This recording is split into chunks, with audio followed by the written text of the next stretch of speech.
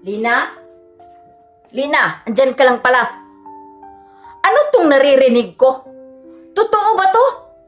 May nagsasabi sa akin na si nanay raw na malimos kahapon. Totoo ba to? Huwag kang magkamali. Kaya ba si nanay nagpunta? Umalis kahapon? Pumunta sa bayan para lang mamalimos? Para ano? Para may pangsugal ka? Ano tong naririnig ko? Namalimos si nanay sa bayan para lang may pangsugal ka? At inuutusan mo pa talaga? Ano ka bang klaseng anak? Natutulog pa si nanay. Ang himbing ng tulog niya. Mas maganda yun. Nakakapahinga. Hindi ko na lang gigisingin. Lina! Lina! Aalis na ako. Pasok na ako trabaho. Baka maliit pa ako. Tapos si nanay ha.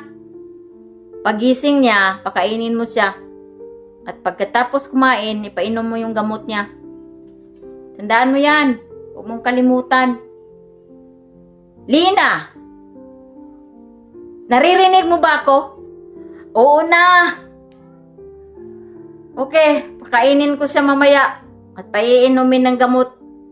Huwag kang mag-alala. Andito lang naman ako. Ang dami pang sinasabi. Tse! Porket siya yung nagtrabaho. Tapos, na-underestimate lang ako dito. Alis na, alis. Oh. Salamat at nakaalis na rin. Ang kontrabidang kapatid. Akala mo kung sino. Porket siya yung may trabaho.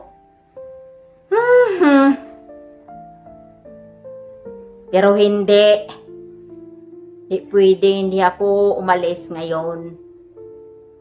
Magsusugal ako ngayon. Nangangati yung yung palad ko. Kapag hindi ako makapagsugal, boring dito sa bahay.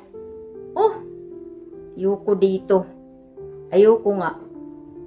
Ang pagkarinig ko, may tungit daw mamaya sa kabilang barangay. Ano kayang gagawin ko para magkaroon ako ng puhunan? Ano kaya? Si nanay may pira kaya siya? Okay, tama. Ito na yung pumapasok sa isipan ko. Tama. Uutusan ko si nanay pag wala siyang pirang maibigay sa akin. Uutusan ko si nanay mamalimos doon sa bayan para magkapira ako. Magkaroon ako ng puhunan. Yes! Ang tatalino ko talaga.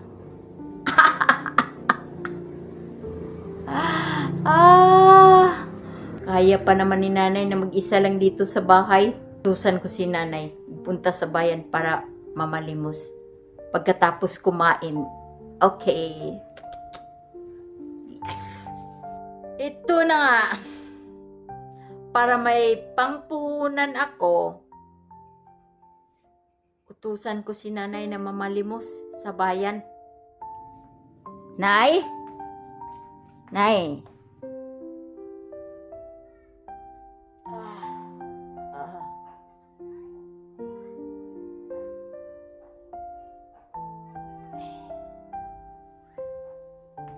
Kain ka na, inay. Kain ka na. Para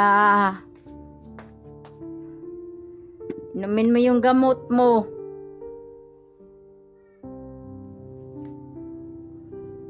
Bangon na. Ano ba yan, anak? Kaya naman ang pakiramdam ko. Inay. Ano lang, inay? Ting tulong lang, inay. Hihingin ko sa'yo. Kunting tulong lang. May tungit daw mamaya sa kabilang baryo. May tungit daw mamaya. Punta ka sa bayan. Tapos mamalimos ka doon. Tapos yung kita mo, ibigay mo sa akin para may pangpuhunan ako. Ako mamalimos? Okay lang ba, inay? Baka malaman ni Kunkun at magalit siya. Hindi yun. Hindi niya yun malalaman. Hindi yun malalaman ni Kunkun. Umalis na nga siya. At gabihin daw siya ng uwi. Kaya sa ayaw at sa gusto mo, inay, mamalimos ka. Kasi wala akong pangpuhunan. May pira ka ba dyan? Kung may pira ka dyan, ibigay mo sa akin. Huwag ka nang mamalimos. Wala akong pira. Ganun naman pala Wala ka namang pera. Kaya mamalimos ka. Dali, bilisan mo.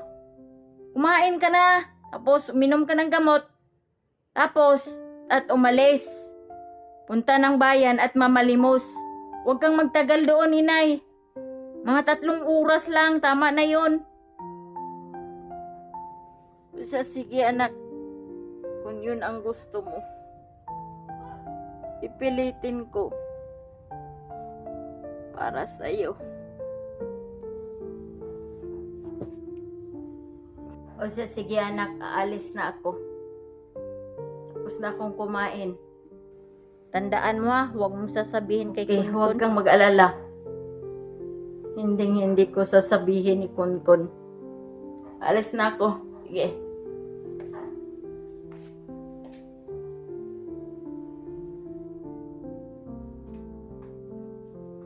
A few moments later.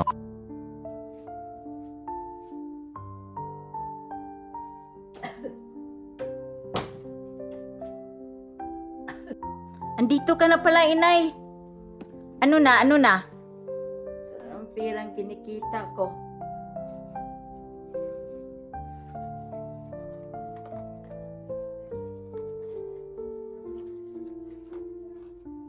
Magkano kita mo? Ikaw nang magbilang dito.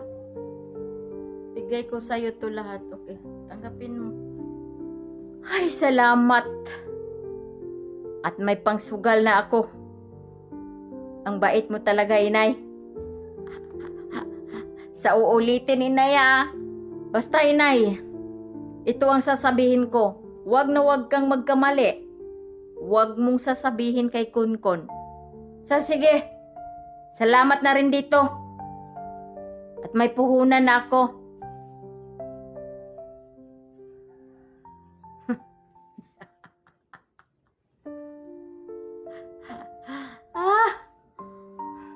Tama, alis na ako. Baka mahuli pa ako sa sugal. A few moments later. Lina? Andyan ka lang pala. Ano tong naririnig ko? Totoo ba to? May nagsasabi sa akin na si nanay raw na malimos kahapon. Totoo ba to? Huwag kang magkamali. Kaya ba si nanay nagpunta? Umalis kahapon? Pumunta sa bayan para lang mamalimos? Para ano? Para may pangsugal ka? Ano tong naririnig ko? Namalimos si nanay sa bayan para lang may pangsugal ka? At inuutusan mo pa talaga?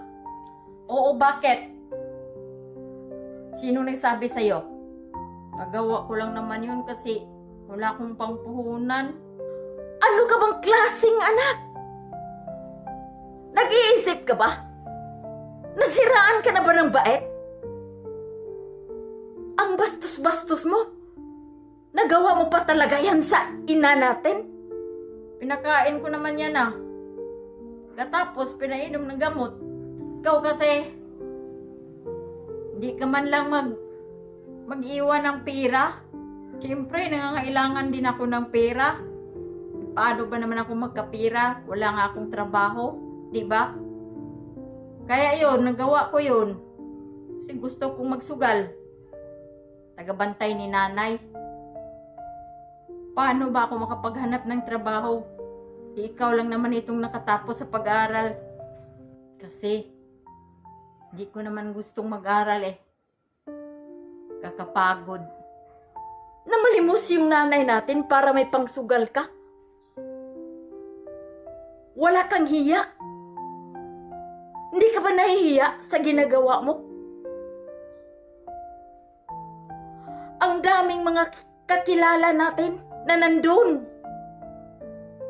Tapos yung nanay natin ng tanda-tanda na malimos para may pangsugal ka. At nagawa mo pa sa nanay natin yan? Sa kabila ng lahat, sa kabila ng pagsisikap ng nanay natin para mabuhay lang tayo, siya lang mag-isang bumuhay sa atin. Naghirap para mabuhay tayo, tapos ganyan ang igaganti mo sa kanya. Ano bang pumapasok sa kukuti mo? Wala ka talagang hiya. Bastos ka. Hindi ko gusto yung nangyari. Hindi ko gusto yung asal mo dito. Kung gusto ka pang tumira dito, maghanap ka ng trabaho. Ang laki-laki ng katawan mo.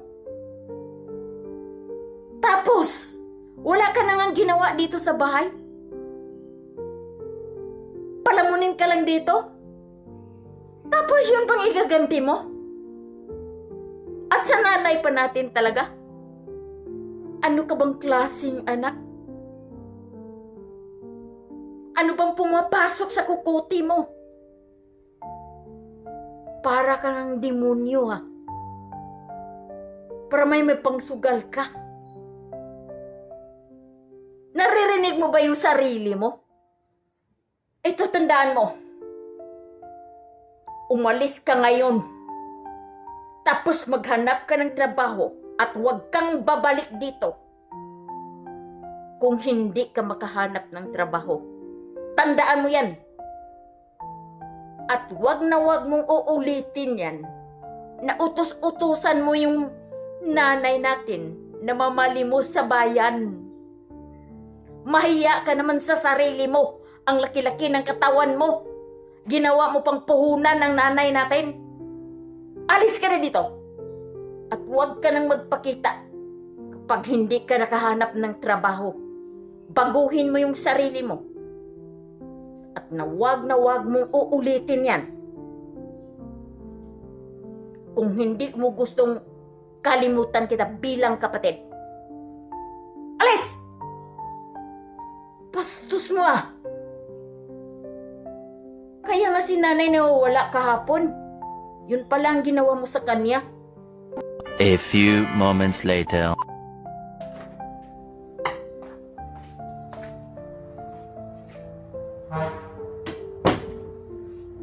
Diyan pala si Kunkun. Ang butit andito siya. Manghingi ako ng tawad.